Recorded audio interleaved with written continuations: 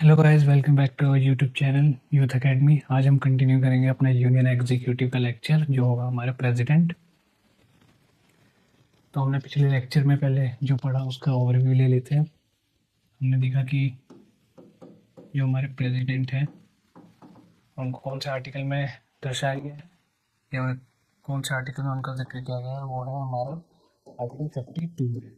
तो यहाँ पर बताया गया है प्रेसिडेंट ऑफ इंडिया। और आर्टिकल 53 में हमारे बताया गया है कि नेशन में जो भी एग्जीक्यूटिव पावर होगी जिसकी यूनियन की, वो किस में वेस्टेड होगी, वो होगी प्रेसिडेंट में वेस्टेड, प्रेसिडेंट में निहित होगी। राष्ट्रपति में हमारे जो भी एग्जीक्यूटिव पावर है, all the executive power of the union shall be vested in the president. फिर आर्टिकल 54 में हमने दिखाया था कि इलेक्टोरल कॉलेज के अंदर कौन कौन से मेंबर आते हैं जो किसका चुनाव करते हैं, हमारे प्रेसिडेंट का चुनाव करते हैं। उसमें कौन कौन से हैं, all the elected members of the, इसमें सारे elected members of the parliament होते हैं, चाहे वो राज्यसभा हो चाहे वो लोकसभा हो। फिर जो भी इलेक्टेड मेंबर्स हैं हमारे MLAs, member of legislative assembly, जो हमारे राज्यों की विधानसभा होती है वो सारे होंगे। और 3 हमारी यूनियन टेरिटरीज है जिनमें हमारी विधानसभा, स्टेट लेजिस्लेटिव असेंबली पाई जाती है। वो कौन कौन सी है, दिल्ली, पुडुचेरी एंड जम्मू एंड कश्मीर। 3 हमारी यूनियन टेरिटरीज है जो इसका पार्टिसिपेट करती है, किसमें, पार्लियामेंट के प्रेसिडेंट के चुनाव में। और जो भी नॉमिनेटेड मेंबर होते हैं प्रेसिडेंट के द्वारा चुने हुए, वो इस इलेक्शन में पार्टिसिपेट नहीं करते। No nominated members shall participate in the election of president, ये भी हमने देखा था। फिर हमने वोट वैल्यू ऑफ एमएलएज भी देखी थी कि किसकी वोट वैल्यू सबसे ज़्यादा होती है, एमएलए की या एमपी की। तो एक एमपी की वोट वैल्यू हमने कितनी देखी थी, अधिकतम मेंबर ऑफ पार्लियामेंट की 708। और वहीं हमने एक एमएलए की जो सबसे ज़्यादा, जैसे हमारे 28 स्टेट्स हैं हमारे इंडिया में, तो ये इनके पॉपुलेशन पे वेरी करते हैं। ये भी हमने देखा था कि जहाँ अलग अलग राज्य की, जिस राज्य की सबसे ज़्यादा पॉपुलेशन है उसमें सबसे ज़्यादा वोट वैल्यू पाई जाएगी एमएलए की। तो सबसे ज़्यादा हमने किस में देखा था, उत्तर प्रदेश में जो है एक एमएलए की वोट वैल्यू है वो कितनी थी, 208।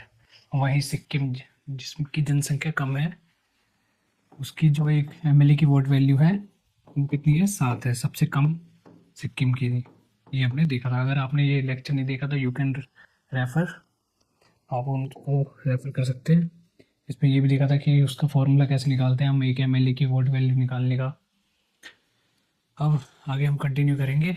और इसके बाद ही एक और लास्ट क्लास में हमने देखा था कि ऑफिस ऑफ प्रॉफिट किसे कहते हैं। ऑफिस ऑफ प्रॉफिट, इसको भी एक बार रिवाइज कर लेते हैं। ऑफिस ऑफ प्रॉफिट निकालने के 2 तरीके बताए थे। ऑफिस ऑफ प्रॉफिट मतलब जो भी हमारे प्रेसिडेंट होंगे, अगर वो ऑफिस ऑफ प्रॉफिट के दायरे में आ रहे हैं तो वो क्या हो जाएंगे, डिस्क्वालीफाई हो जाएंगे।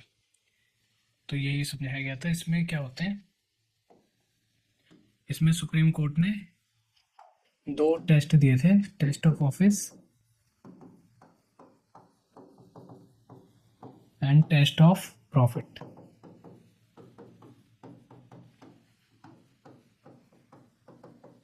इसमें बताया गया था जो भी, इसमें ऑफिस का टेस्ट दिया गया था कि जो भी अपॉइंटिंग बॉडी होगी वो क्या गवर्नमेंट है। अगर कोई ऑफिस है, उसकी अपॉइंटिंग, उसको अपॉइंट कौन कर रहा है, is appointing body is government या फिर इज, इसमें देखेंगे वो अपॉइंट कौन कर रहा है, गवर्नमेंट कर रहा है। सेकंड देखेंगे रिमूवल पावर किस पे है, उस ऑफिस में जो भी पोस्ट है उस व्यक्ति को हटाने की उसके ऑफिस से रिमूवल पावर किस पे है, गवर्नमेंट पे होगी। तो क्या हो जाएगा, office of, test of office में वो पास हो जाएगा, तो मतलब वो ऑफिस ऑफ प्रॉफिट के दायरे में आ जाएगा, जिसके कारण वो डिस्क्वालीफाई हो सकता है किसमें, प्रेसिडेंशियल इलेक्शन में।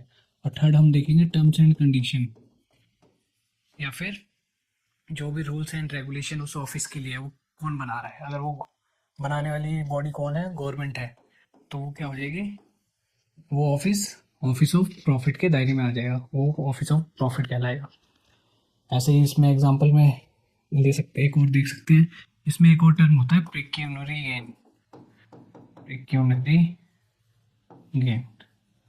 इसमें जो पब्लिक मनी या फिर जो भी अलग से क्या उस ऑफिस के द्वारा समाज के संसाधन का यूज़ हो रहा है, इनडायरेक्टली ही हो रहा है, उसी को हम प्रिकॉर्डिंग गेम का नाम देते हैं। इसको हम सुप्रीम कोर्ट जो ऑफिस ऑफ प्रॉफिट है वो कोर्ट डिसाइड करता है केस टू केस कि ये ऑफिस उसके दायरे में आ रहा है या नहीं।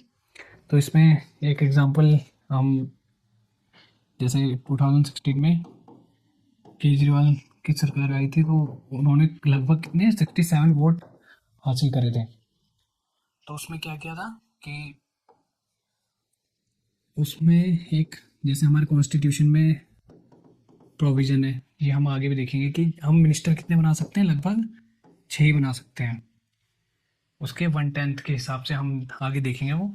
लेकिन हम इन्होंने क्या था कि दिल्ली में कितने मिनिस्टर की पोस्ट है, सिर्फ 6 ही है आउट ऑफ 67। तो इन्होंने अपने जो भी एमएलए हैं उनको खुश करने के लिए एक पोस्ट बनाई है, एक ऑफिस का निर्माण किया जिसको हम कहते हैं पार्लियामेंट्री सेक्रेटरी। ये पोस्ट देने लगे उन्हें 2016 के अराउंड। इसमें क्या था कि इसमें अपॉइंट कौन करता था, गवर्नमेंट ही अपॉइंट। इसमें हम उस रूल्स को, उस टेस्ट को लागू कर सकते हैं। जैसे अपॉइंटिंग बॉडी कौन है, गवर्नमेंट है। और रिमूवल पावर भी किस पे है, केजरीवाल पे उस टाइम थी। तो ये भी पास हो रहा था, अपॉइंटिंग बॉडी भी गवर्नमेंट थी, रिमूवल पावर भी किस पे थी, गवर्नमेंट पे। और थर्ड था हमारा रूल्स एंड रेगुलेशन या टर्म्स एंड कंडीशन। उस पार्लियामेंट्री सेक्रेटरी के लिए कौन बनाता था, वो गवर्नमेंट ही बनाती थी। तो थर्ड टेस्ट भी वो क्या हो रहा था, पास हो रहा था। लेकिन उसमें एक और टर्म है, office of profit, test of profit. लेकिन उन्होंने क्या किया कि उनको सैलरी, जो पार्लियामेंट्री सेक्रेटरी है उनकी जो सैलरी थी उसका निर्धारण नहीं किया, उसका सैलरी कितना करा, 0 ही रखा। जिसके कारण वो टेस्ट ऑफ प्रॉफिट में क्या हो रहा था, फेल हो रहे थे। जिसके कारण जिससे ऑफिस ऑफ प्रॉफिट के दायरे में लाना कठिन देखा जा सकता था। लेकिन जो हमारे कोर्ट हैं उन्होंने इलेक्शन कमीशन के कहने पर, जो हमारे इलेक्शन कमीशन है उन्होंने बताया कि जो पार्लियामेंट्री सेक्रेटरी की पोस्ट बनाई गई है वो हमारे टेस्ट ऑफ प्रॉफिट, जो ऑफिस ऑफ प्रॉफिट है उसको वायलेट करती है, उसके अंतर्गत आती है। कैसे, जैसे पार्लियामेंट्री सेक्रेटरी का जो ऑफिस था वो कहाँ दे दिया गया, वो पार्लियामेंट है जो हमारा, वही उनके जो रडार है उनके अंदर जो भी चैम्बर है उनमें दे दिया गया।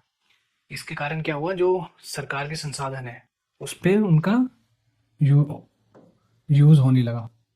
और जो गाड़ियाँ उनको दी गई पार्लियामेंट्री सेक्रेटरी को, वो उन गाड़ियों में या फिर उनकी देख रेख या पेट्रोल, इन सब में किसका यूज़ होने लगा, पब्लिक मनी का यूज़ होने लगा, समाज के पैसों का। और थर्ड है, जो भी पार्लियामेंट्री की बैठक या मिनिस्टर की जो मीटिंग होती थी उसमें भी क्या होने लगा, उनको इनविटेशन या फिर उनका उनको कोई रोक नहीं सकता था उस मीटिंग में जाने से। तो ये भी एक वायलेशन के रूप में देखा जा सकता था। तो इसलिए इलेक्शन कमीशन के इन सब के जो भी रीज़न दिए गए इलेक्शन कमीशन के द्वारा, ये 3 रीज़न दिए गए मुख्य तौर पर। तो उस क्या कर दिया गया, उस पार्लियामेंट्री कमेटी को वहाँ से हटा दिया गया, बर्खास्त कर दिया गया। तो इसको भी हम ऑफिस ऑफ प्रॉफिट के एक एग्जाम्पल के तौर पर दे सकते हैं। ये एग्जाम पॉइंट ऑफ व्यू से इतना इंपॉर्टेंट नहीं है, बस समझने के लिए कि ऑफिस ऑफ प्रॉफिट होता क्या है। तो आई होप समझ में आया हो। तो वही एक और एग्जांपल ले लेते हैं कि जैसे अनुराग ठाकुर थे, जो बीजेपी से एक यूनियन मिनिस्टर है, वो करीबन 4 या 5 साल पहले बीसीसीआई के क्या थे, चेयरमैन थे, चेयरमैन बने थे। तो इसमें आपको बताना है कि क्या ये ऑफिस ऑफ प्रॉफिट है या नहीं, जो बीसीसीआई का चेयरमैन बनना। आप कमेंट सेक्शन में भी बता सकते हैं। तो इसमें क्या है, ये ऑफिस ऑफ प्रॉफिट को नहीं क्लियर कर रहा है, क्योंकि जो बीसीसीआई है हमारी, वो क्या क्या है, एक प्राइवेट बॉडी है, ना कि पब्लिक बॉडी। इसके कारण जो भी अपॉइंटिंग अथॉरिटी है वो गवर्नमेंट नहीं है, जो जिसके पास रिमूवल पावर है बीसीसीआई का चेयरमैन को हटाने की, रिमूवल पावर किस पे, गवर्नमेंट पे नहीं। वो क्यों क्यों नहीं है, क्योंकि वो प्राइवेट बॉडी है।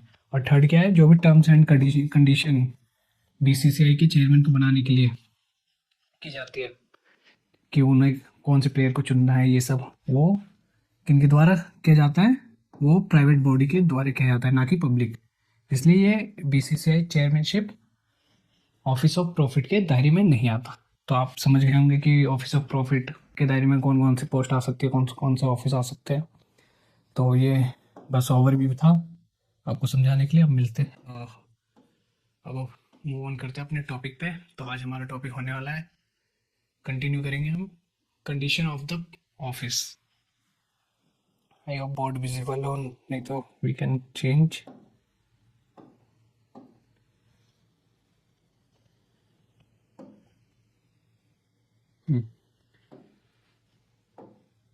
तो अब देखते हैं कंडीशन ऑफ द ऑफिस। जो प्रेसिडेंट, हम अभी हमारा प्रेसिडेंट ही चैप्टर चल रहा है, तो आगे हम इसको 2-3 क्लास और लेंगे। आगे आने वाले चैप्टर में हम देखेंगे कि ऑर्डिनेंसेस किसे कहते हैं, मर्सी पिटिशन, ये सब। तो इसको हम गहराई से समझेंगे। अभी हम जान लेते हैं कि स्टार्ट करते हैं आर्टिकल 59 से। Condition of the office, president के जो ऑफिस होगी उसकी कंडीशन कैसी होगी इसमें समझाया गया है।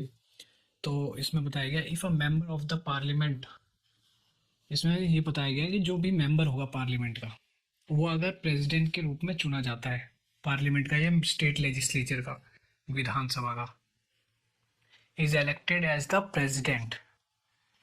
अगर कोई भी एमपी या एमएलए, मेंबर ऑफ पार्लियामेंट या मेंबर ऑफ स्टेट लेजिस्लेचर, वो क्या चुना जाता है, as a president, elected as the president, तो वो सीट क्या हो जाएगी, वो वेकेंट हो जाएगी, वो खाली हो जाएगी।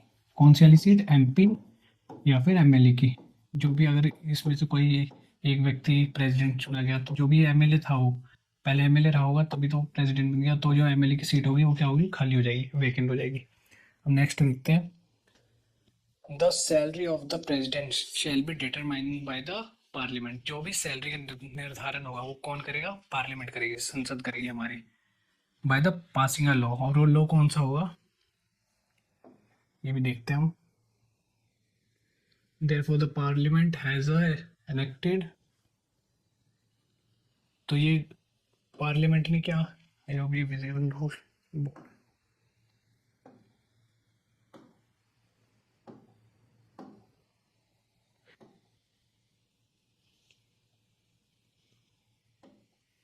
Therefore the parliament has enacted president emoluments and pension act। इस एक्ट के द्वारा किसने बनाया, ये एक्ट पार्लियामेंट ने बनाया। तो उसका सैलरी का निर्धारण किसके द्वारा होता है, इस एक्ट के द्वारा होता है। आपको कोई भी डाउट हो तो you can raise in a comment section. तो अब देखते हैं, the salary can not be reduce, salary कम नहीं की जा सकती, किसकी, प्रेसिडेंट की। कब नहीं कम की जा सकती, जब वो क्या हो, अपने टेन्योर में हो।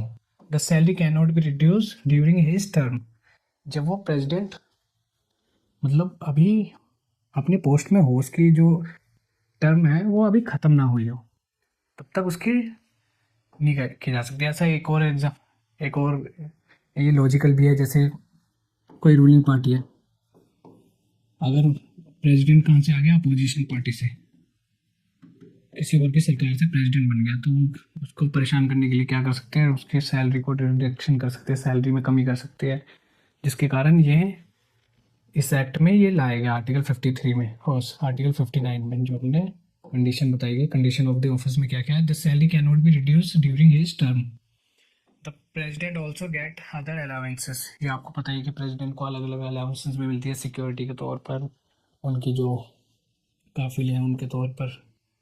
अब आगे देखते हैं,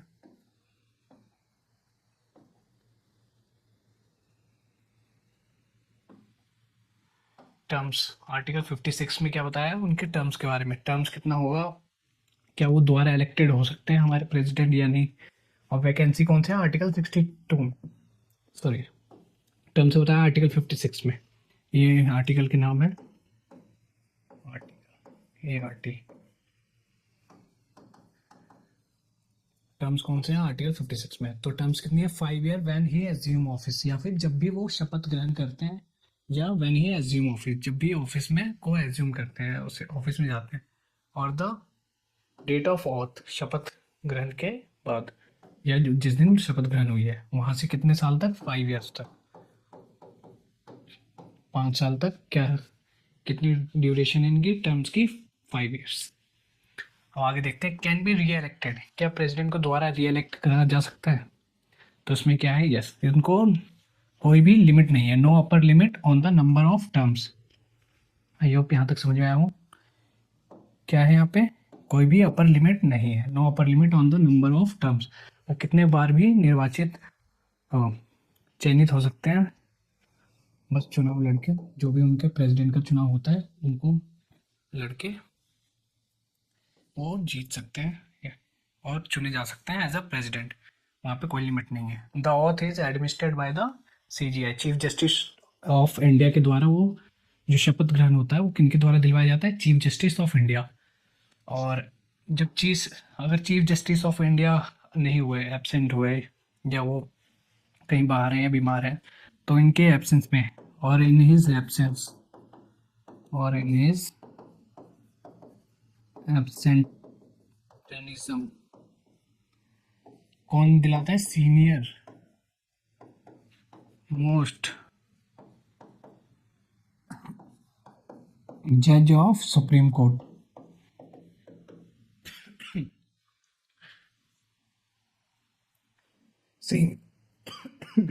सीनियर मोस्ट जज of supreme court. Supreme court के जो भी वरिष्ठ जज होंगे वो क्या दिलाएंगे, ऑथ दिलाएंगे, शपथ दिलाएंगे किनको, हमारे प्रेसिडेंट को। तो आई होप यहाँ तक समझ में आया हो।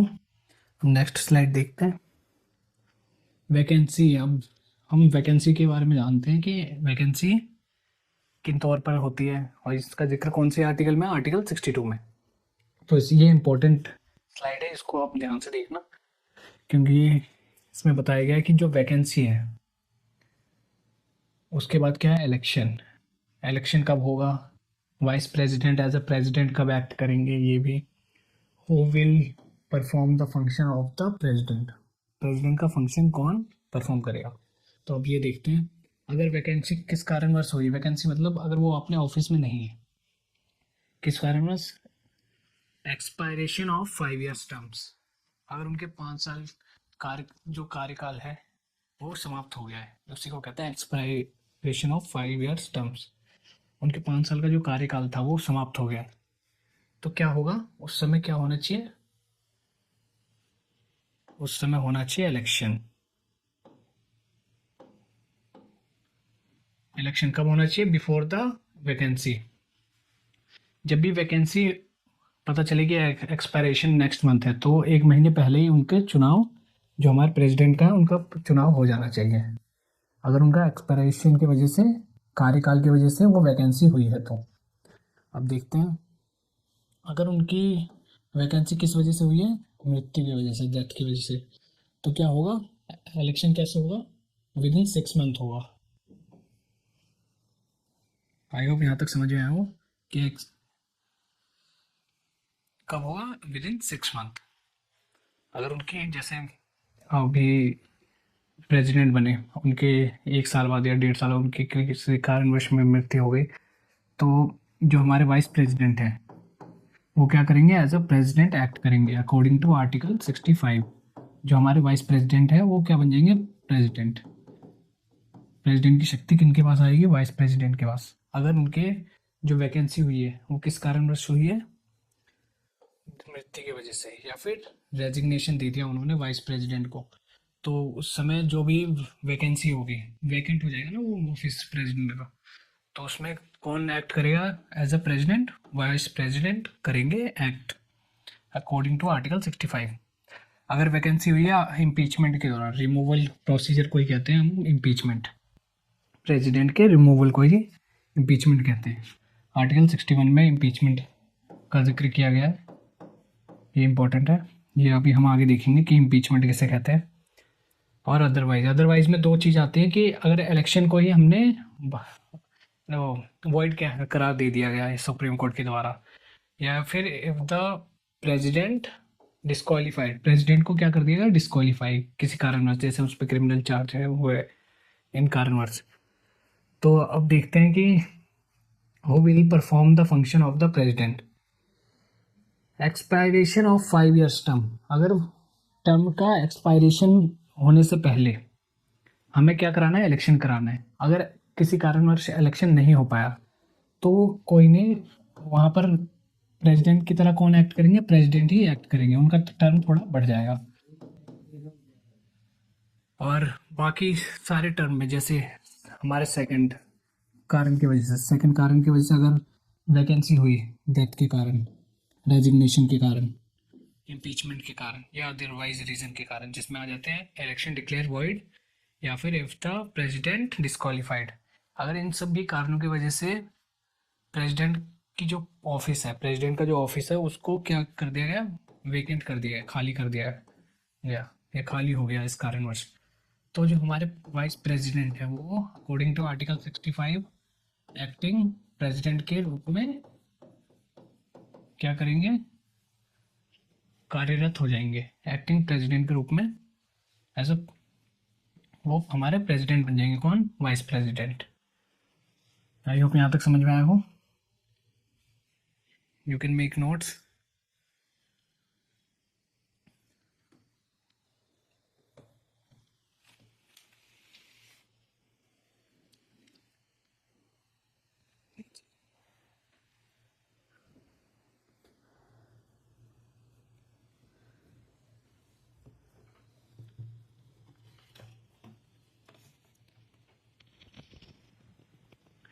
इसमें अब एक और चीज देख लेते हैं। President shall act as president. अगर वो वैकेंसी किस कारण हुई है, वो वैकेंसी हुई है एक्सपायरेशन के कारण। लेकिन 2 to 5 जो भी कारण है, 2 से ये 2 to 5, पहला क्या, death, second resignation, third impeachment, fourth otherwise. अगर इन कारणों की वजह से क्या हुई है, वैकेंसी हो जाए, then vice president shall act as president. I hope ये समझ में आया हो। अब मिलते हैं नेक्स्ट, देखते हैं नेक्स्ट स्लाइड।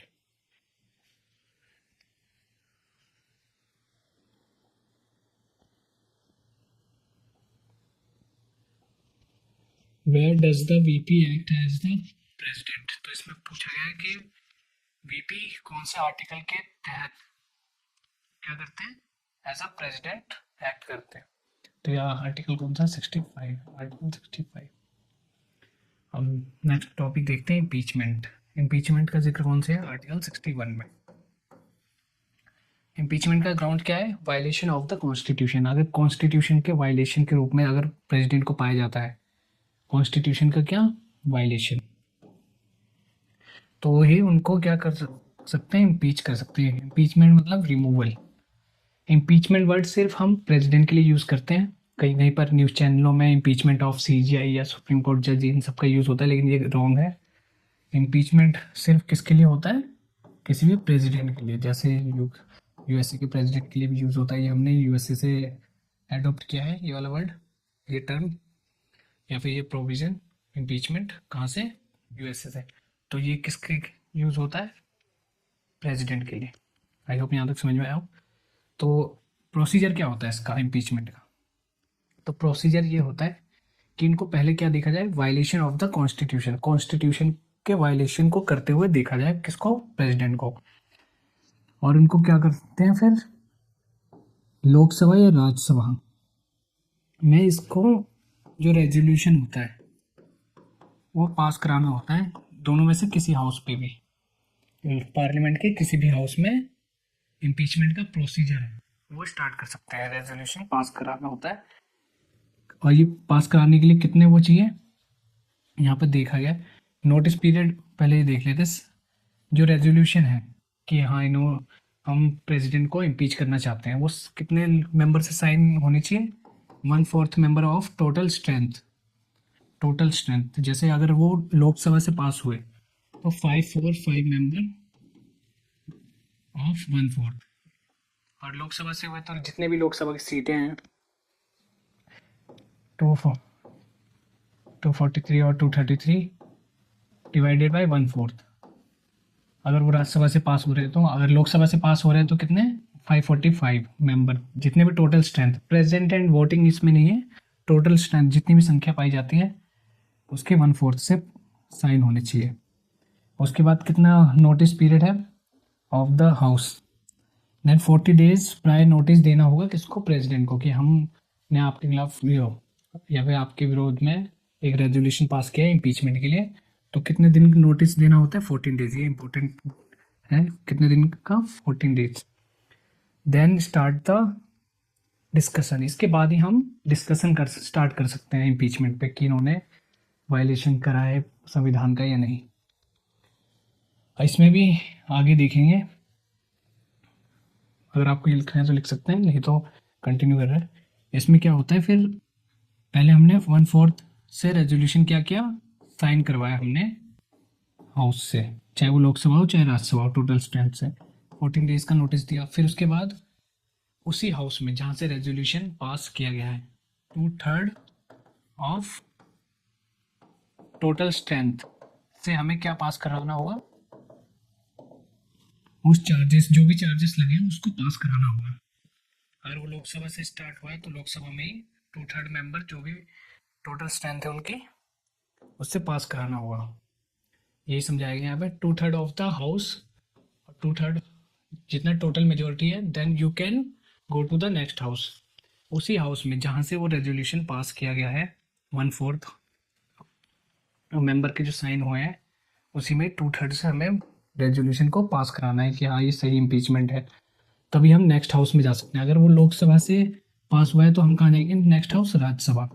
अगर वो राज्यसभा से पास हुआ है तो नेक्स्ट कर जाएंगे लोकसभा। और यहाँ पे एक और चीज़ है कि जो भी सेकंड हाउस होगा वो हमारा इन्वेस्टिगेटिंग हाउस कहलाता है।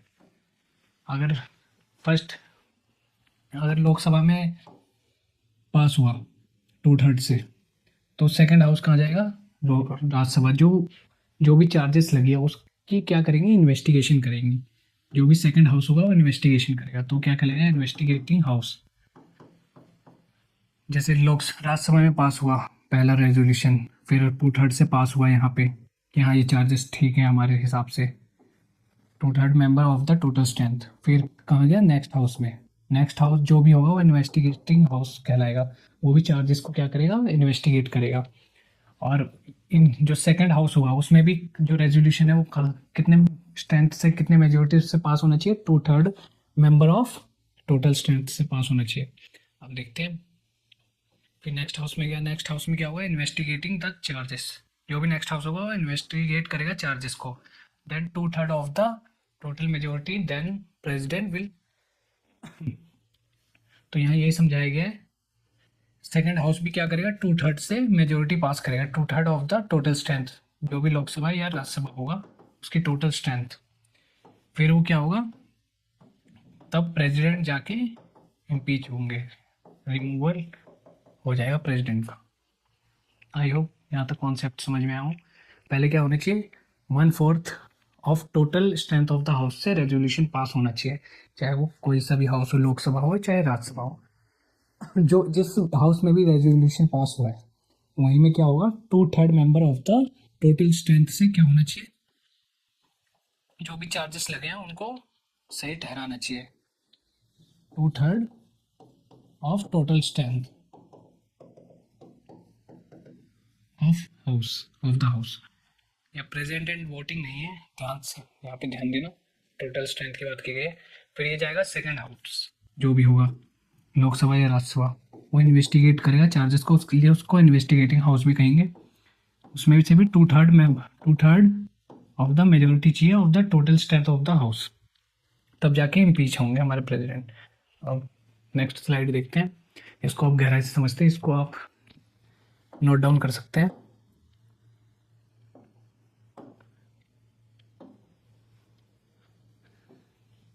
तो इसमें क्या बताया गया है? Article 61 discusses the impeachment of the president. Article 61 में क्या डिस्कस किया गया है? Impeachment of the president. Word by word यहाँ पे हम पूरा डिस्क्राइब करेंगे। द ग्राउंड्स ऑफ इम्पीचमेंट, जो भी ग्राउंड्स है इम्पीचमेंट के, वो क्या है? Violation of the constitution, violation of the constitution है।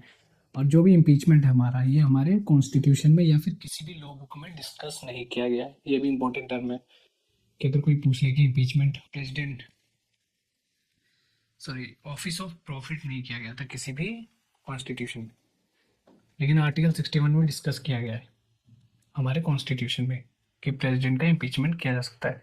तो भैया आगे कंटिन्यू करते हैं। The grounds of impeachment is violation of the constitution. क्या होगा इम्पीचमेंट का कारण? Violation of the constitution. However, what constitute violation of the constitution is not been defined in the constitution। लेकिन जो वायलेशन है कॉन्स्टिट्यूशन का वो क्या होगा, किस कारणवश, कैसे वायलेशन, ये सब कहीं भी जिक्र नहीं किया गया। यही समझाना चाह रहे थे कि जो भी वायलेशन होगा वो उसका कहीं भी डिस्क्रिप्शन फॉर्म में या फिर एकदम उसका कहीं विवरण नहीं दिया गया है, उसको कहीं डिफाइन नहीं किया गया किसी भी लॉ में या फिर कॉन्स्टिट्यूशन में। तो यही बताया गया है कि जो भी वायलेशन है कॉन्स्टिट्यूशन का उसके कारण इम्पीचमेंट कर सकते हैं, लेकिन जो भी वायलेशन के कारण है, जो भी वायलेशन है उसका कहीं जिक्र नहीं किया। But the president violets any mandatory provisions of the constitution. लेकिन अगर किस प्रेसिडेंट ने क्या किया, कोई भी मैंडेटरी ज़रूरत या फिर बेसिक स्ट्रक्चर जैसी चीज़ों को क्या कर दिया गया, वायलेट कर दिया गया, या फिर नहीं, इन सबको वायलेशन कर दिया गया जो भी मैंडेटरी प्रोविजन है कॉन्स्टिट्यूशन के, या फिर not obeying the advice of the council of minister. जैसे आर्टिकल 74 में लिखा गया ना कि there shall be a union council of minister to be headed by the prime minister to aid and advise the president who shall act in accordance with such an advice. तो इसमें यही बताया गया कि अगर not obeying the advice of the minister, उनको क्या मानना है, जो भी मिनिस्टर कहेंगे, काउंसिल ऑफ मिनिस्टर या प्राइम मिनिस्टर, उनको मानना है अकॉर्डिंग टू आर्टिकल 74। अगर नहीं माने तो क्या हो जाएंगे, he shall be liable for impeachment. वो इम्पीचमेंट के दायरे में आ जाएंगे, वो इम्पीचमेंट का कारण बन सकता है अगर वो नहीं माने तो। अब देखते हैं यहाँ पे जो इम्पीचमेंट है वो कहाँ से लिया गया है, board from US constitution. US के कॉन्स्टिट्यूशन से लिया गया है इम्पीचमेंट के जो प्रोविज़न है। इम्पीचमेंट, यहाँ इम्पीचमेंट की बात चल रही है यहाँ पे, borrowed from US constitution. The detail procedure is as follow. अब डिटेल प्रोसीजर हमने जैसा भी देखा उसको हम और गहराई से समझ लेते हैं वर्ड बाय वर्ड। ये आपके आंसर राइटिंग में भी एक महत्वपूर्ण भूमिका निभाएगी, तो ध्यान से देखना। Detail of the procedure follow. Impeachment के लिए कौन से प्रोसीजर फॉलो होते हैं? आइदर ऑफ टू हाउस की बात की गई है यहाँ पे। कौन सा हाउस? लोकसभा या फिर Rajya Sabha. Either of two house can prefer और पुट फॉरवर्ड द चार्जेस। वो चार्जेस लगा सकते हैं किस पर? प्रेसिडेंट पे। दोनों में से कोई भी house. Therefore both the house have equal power. दोनों हाउस के पास क्या है? इक्वल पावर है। कोई भी चार्जेस लगा सकते हैं इम्पीचमेंट के, या कोई भी इम्पीचमेंट का रेजोल्यूशन है वो स्टार्ट कर सकता है अपने हाउस में। तो इसमें क्या है, दोनों हमारे हाउस को क्या है, इक्वल पावर है दोनों हाउस की, चाहे वो लोकसभा हो चाहे राज्यसभा हो। नेक्स्ट देखते हैं, such charges has to be discussed under a resolution. जो भी चार्जेस उनमें लगाए गए प्रेसिडेंट पे वो क्या होगा, डिस्कस किए जाएंगे under a resolution which has to be moved by the giving 14 days notice to the president. तो इसमें क्या है, जो भी दोनों हाउस में से कोई भी चार्जेस लगा सकते हैं इम्पीचमेंट के, और वो इम्पीचमेंट जो भी चार्जेस लगे हैं वो क्या होगा, रेजोल्यूशन के दौरान डिस्कस होंगे, इसके अंतर्गत डिस्कस होंगे। और मूव्ड बाय, उनको तभी मूव कर सकते हैं कब, जब 14 days का नोटिस दे दिया हमने किसको, प्रेसिडेंट को। 14 days का नोटिस देना आवश्यक है। नेक्स्ट देखते हैं, साइन इन, अब देखते हैं साइन इन राइटिंग बाय 1/4। इसमें 1/4 के सिग्नेचर चाहिए हमें जो भी हाउस से पास हो रहे हैं। 1/4 of the total strength of the house.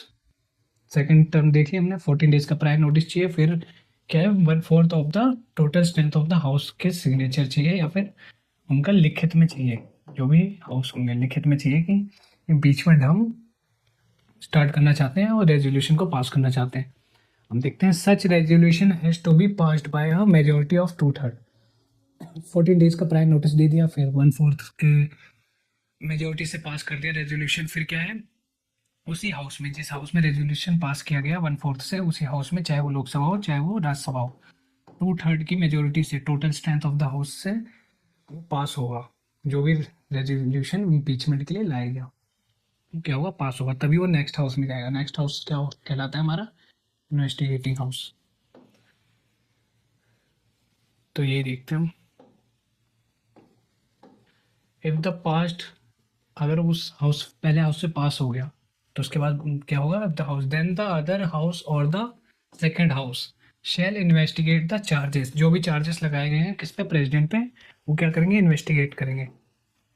And the president shell have the right, और प्रेसिडेंट के पास क्या होगा, अधिकार होगा, हमारे राष्ट्रपति के पास अधिकार होगा कि जो भी चार्जेस लगाए गए हैं उन पे, वो जो भी वहाँ पे डिस्कस करे जा रहे हैं चार्जेस,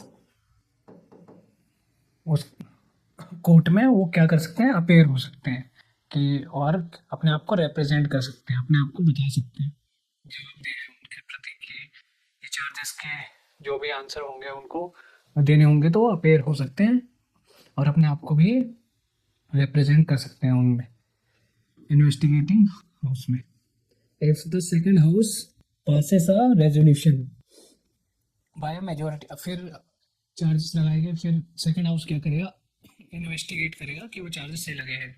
फिर अगर सेकंड हाउस ने भी पास कर दिया रेजोल्यूशन को by majority of 2/3 of the total strength of the house, second house investigating house ने भी पास कर दिया है वो रेजोल्यूशन की इम्पीचमेंट सही है, कौन से मेजोरिटी से, 2/3 of the total strength of the house,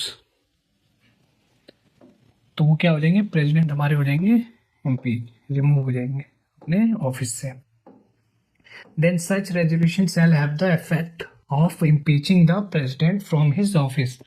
तो उस प्रकार की जो भी वो होगी रेजोल्यूशन, उनके पास क्या हो जाएगा, पूरा इफेक्ट हो जाएगा, प्रभाव डालेगा प्रेसिडेंट को रिमूव करने का, कहाँ से, उनके ऑफिस से।